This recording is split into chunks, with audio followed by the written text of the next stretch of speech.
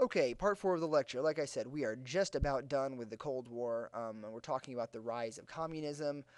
The Soviets, like I said, by having all of this collective power, they had the Warsaw Pact, which was their counterweight to NATO. They start creating a nuclear bomb, a nuclear arsenal, and that's when you start to see them building lots of bombs. And so, in response, the United States and their allies in NATO start building lots of bombs. If they're going to have it, we're going to have it too. It was this concept of mutually assured destruction. If we know that they're going to be able to destroy us, well, by golly, we have to be able to destroy them in return. And so that's when you see the rise of the nuclear arms race. And in response to the fact that we now had to worry about the threat of nuclear attack, we start to see the formation of the Federal Civil Defense Administration. And this was the group that created all of those super tacky nuclear drill videos that you can find on YouTube, where you can see kids they instruct you to crouch under a desk if an atomic bomb goes off, because it's definitely going to save you, promise.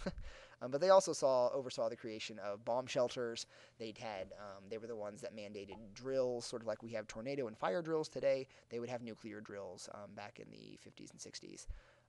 And so that was the federal response to the arms race, and that's what it meant in everyday terms for the everyday citizens of the United States.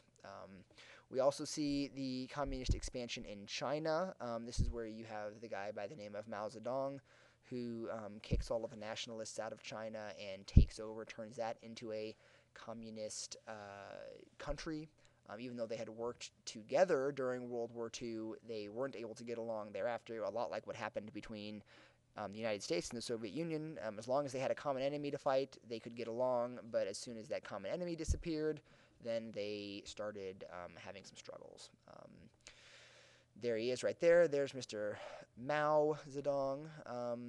Once Beijing, the capital of China, fell, it was sort of a done deal, and China was then a communist country. Now, that doesn't necessarily mean that China and the Soviet Union were getting along. It just meant that they both shared nominally an economic system. And so they went on our list of bad guys. And you can see right there the quote unquote rightful government of China fled to Taiwan, and that's why Taiwan is essentially a separate nation today.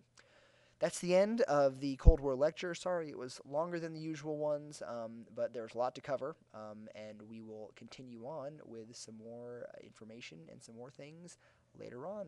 Thanks.